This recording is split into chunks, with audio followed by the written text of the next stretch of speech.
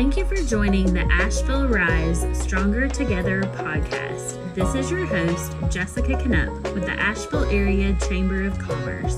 I hope you enjoy today's episode. This episode is brought to you by our sponsor, True Point Bank. All right, today we are here with Leslie Blaylock with Lakeview Putt and Play. Mm-hmm. As you can see, I have my polo on, ready to play some putt. Ready to play. Yeah, and other things. You guys have a lot. We do. So we started out with mini golf. Mm-hmm. We have virtual reality inside, but then the outside fun includes outdoor laser tag and jelly ball. What is jelly ball? Jelly ball, everybody asks. It's so fun. So it's a water-based orb that's shot out of a battery-powered gun. So you think about it as paintball without the paint or the stain. Oh. And anybody can do it. You know, it's really super easy. So young kids all the way to grandparents. Oh.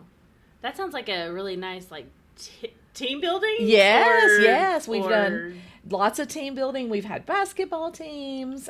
We've had lots of birthday parties, of course. But some corporate events like to go out there and just kind of get some frustrations out. That's what I was about to say, but,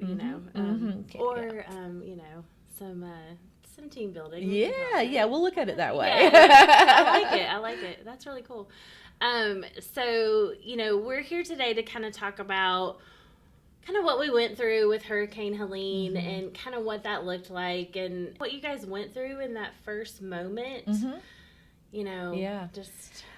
Such surprise for somebody who's lived in this area her whole life. I was really shocked. But we were able to get to our building and course on Friday afternoon after the rain had stopped.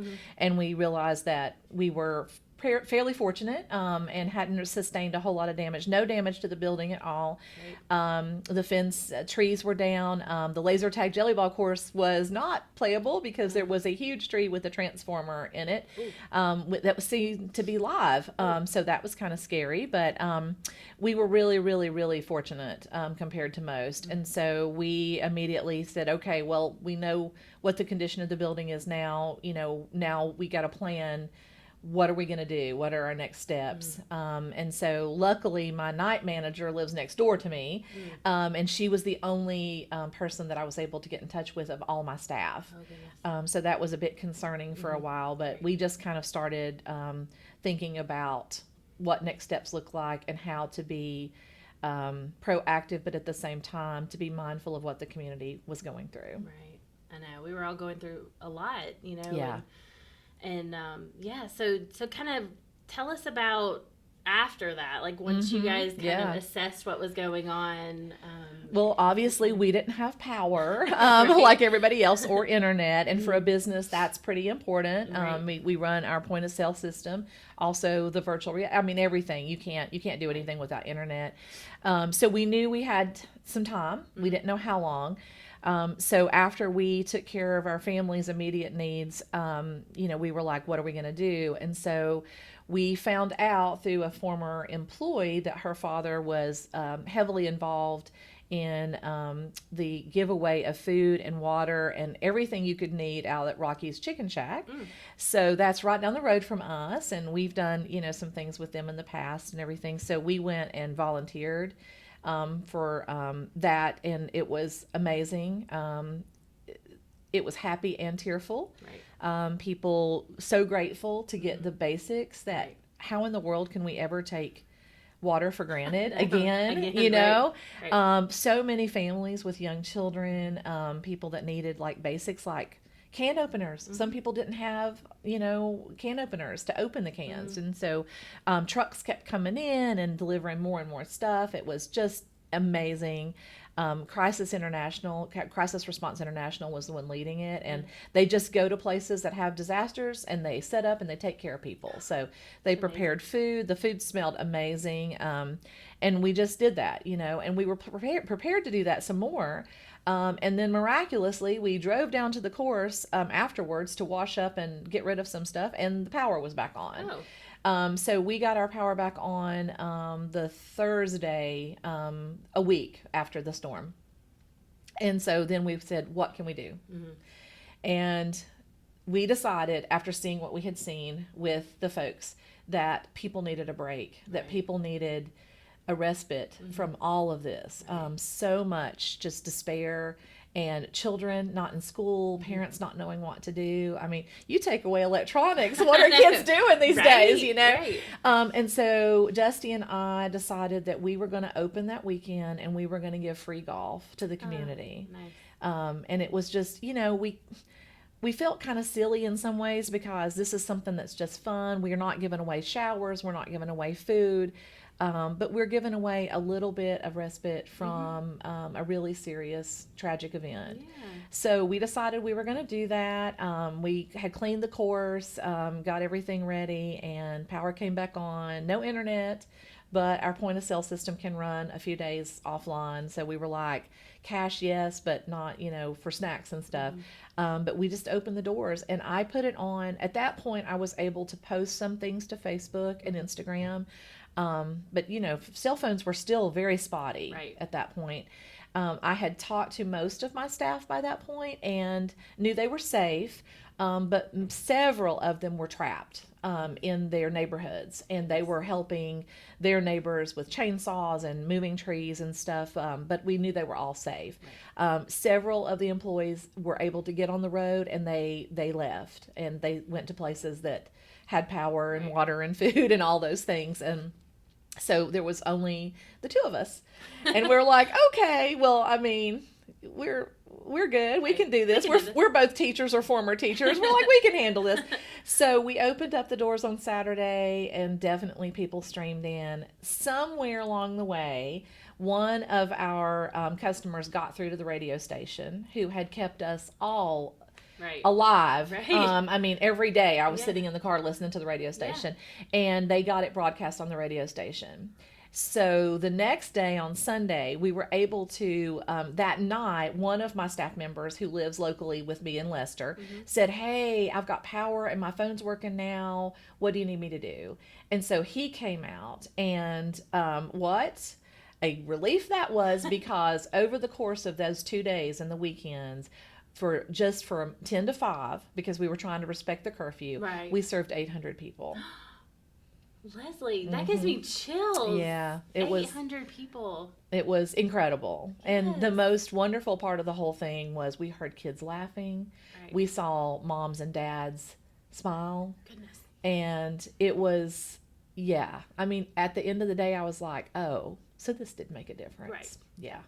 And it was just beautiful. I mean, we had so many people that had just brought villages together, because maybe part of the people were doing debris cleanup or whatever. And so, like, some of the parents had like 8 or 10 kids with them.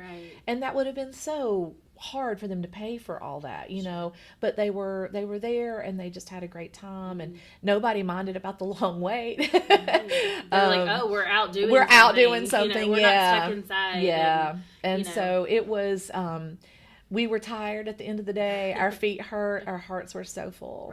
So, and that's what made it worth it. Absolutely. Absolutely. I'd do it again 10 times over. Yeah, that's wonderful. Well, I know too, you guys, while all those people were there, you were one of the only ones to be able to have the hop ice cream. Yes. So which is very important. It was very important. So how ironic all this was. So I had been paying attention to the weather reports, and the weather did look bad. And I was like, okay, so we're probably going to lose power. So I contacted Jeff at the Hop. He's amazing. He's at the creamery and makes sure that all of our orders are always perfect. And he's such a great guy. I said, hey, maybe we leave our order there and not take a chance on losing it. It was a pretty big order. And he's like, absolutely, we got you. I said, I'll be there Monday to pick it up. Well, so that happened. And so we were able to, we lost all the ice cream we had in the building, because of course we didn't have power for 7 days, but they had our ice cream. So once they were able to get a presence back at the creamery, I contacted them and I said, hey, do you still have our ice cream? And he said, we sure do. So we were able to restock ice cream. And at that time, most of us still didn't have power. Right. There was no ice to be found. And so having something cold was like, whoa. What a nice surprise. So that was amazing. And Greg and Ashley, the owners of the Hop, Greg was really wonderful. And he has a really huge following on social media. So he put it out there and said, hey guys, we're not open, but Lakeview has our ice cream. So please go by there and enjoy it until we can get up and running. And they had to, jump through all the hoops about the water situation before they could prepare new ice cream. So we were the only source for several weeks there until they got up and running again. So we were really hopeful to help support them because they're always so generous to their employees when these things happen. And so we wanted to help support them as well. Yeah, businesses helping businesses. We try, that's what community's about. And that's what we do here in Western North Carolina, Absolutely. And even more so now. Yeah. Oh gosh, I know. We already did that. Shared trauma. yeah, exactly. Well, because of all of this that we've been through, what are some of the resources that you were able to get? Or tell us a little bit about that. Well, as soon as we were able to access internet again, we were able to leave to go to Greenville, South Carolina for a couple of days when the roads opened back up to a family member's home, so I could run payroll. Right. People still need to get paid, right? And I was able to start seeing that business area organizations were trying to get together to help, and somebody who's always there for us as an attractions is Explore Asheville. And they helped us during COVID, and they came together and started the Always Asheville Fund. So that was the first, and I knew that they were going to come through for us. I was looking for that. They came through immediately and said, hey, we've got micro grants, apply. Let us know the status of your business. It was a fairly straightforward application process, and we did that, and we got awarded that quicker than anything else, which was really helpful because come November, things were rough. People were still trying to take care of basic needs. We did not have a whole lot of business at that point. The weather turned, if you remember, like it got really weird and cold after that beautiful stretch. And so we were like, oh my goodness, going into winter, what are we going to do? Because we're open year round. And so that was super helpful that we got that. And then meanwhile, I'm applying for everything I can get my hands on. We applied to some that were national. We had applied to local ones, state ones, Mountain BizWorks, everything was trying to come together. And for lots of reasons, those payments were a little bit delayed. But we were awarded 2 additional grants in February. One through the North Carolina Small Business Initiative grant, which was amazing. And that one was really competitive, so I was super grateful. And then this kind of, I didn't even know this existed, but the U.S. Chamber of Commerce has a small business grant for emergencies. And so it applied to Milton and Helene recovery. So we applied for that. Had no thought whatsoever we were going to get that. I mean, it was really competitive too, and we received that. So both of those came at amazing times to where we could keep the payroll going, and that was amazing. And then just community support. We have an informal attractions group through Explore Asheville that we meet. We try to meet quarterly, all of us who are in tours, attractions, all the different things that really rely on tourism and like just got shut down. We were one of very few entities that were able to reopen so quickly. But we all checked on each other. So there was a large email thread of, are you okay? And what's your situation? And, that kind of thing. And then we came together to meet fairly soon after that, just to kind of share stories and hug each other. I know. Yeah. A lot of the first time we got together, some of our networking groups that we have, it was more of just are you okay? Yes. Give me a hug. I need to see you. Yes. And that's what I think a lot of us are. Yes, business owners, we're doing business, but we're also friends. You feel like you're family. You want each other's businesses to grow and thrive. And, I mean, I say this all the time, like, your success is our success. Right. I feel the same way. You know, and it's so wonderful to hear all these stories about what you're doing and how wonderful, I mean, all those things that you just told us about. Yeah. We're so glad that you got all of those opportunities. Well, thank you. Is there anything else that you would like to share about that experience with all of this? Or anything you learned, like, from it that you're carrying on? I don't know. I mean, I learned that this community is amazing. I've always, you know, I stayed through college here.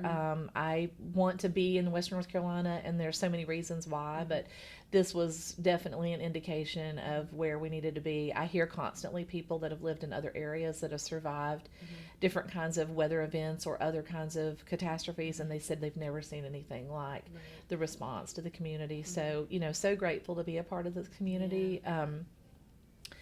Very grateful that my business is still there. Heartsick for those who lost everything. I'm still going through a lot of survivor's guilt, business and personal. And, you know, that's been a real struggle with just trying to figure out, like, how can we celebrate that we're doing great now, but how many people lost their business, you know? So it's been a little tightrope walking there. But as you said, when one of us is successful, it does help the rest of us, and that's what we're just trying to do, is to keep being that fun place for people to go to in the community, that you can take some moments and enjoy time with your kids away from tablets and phones and all that kind of stuff, whether you're running around on the field or you're playing golf, just having some time. And we really think that families need more time together, you know, after everything they've been through. It's really a great time to just kind of reconnect, and we're still staying active in the community. We do a lot of networking, and just trying to be a part of the solution. Yeah, that's great.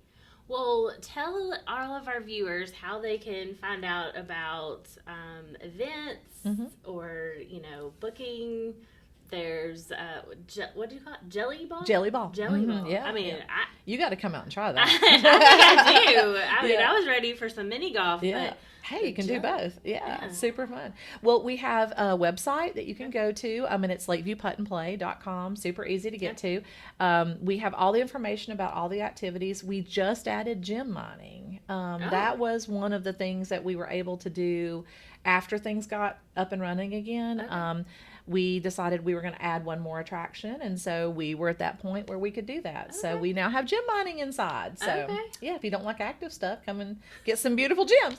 But yes, you can go to our website. There's direct booking links on there for everything. You never have to book for golf, but you can. But jelly ball and laser tag. So you have to make a reservation. Yeah, you can just book on that. That way we know how many to expect. We do birthday parties. We do corporate events. We've seen a lot of that lately. People are really trying to get their team together to do some team building and some just, you know, healing. And so we're open to customizing that for any kind of business size, whether you've got 5 employees or 100. And we just served 210 kids from Henderson County, from Apple Valley. So they came for their end of the year party, and it was really great. I bet that was so much fun. Yeah. Yes. And you guys are located right off of... We're right on Hendersonville Road, 2245 Hendersonville Road. We're on the backside of Lake Julian, so you get that beautiful lake view. Yeah, there you go. There's the name.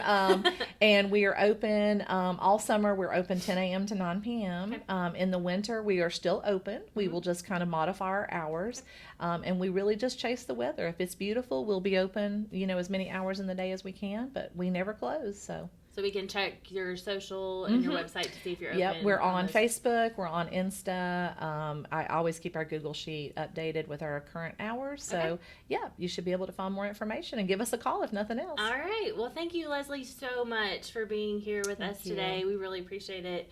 And thanks again. Thank you. Right. Thanks for having me. Thanks.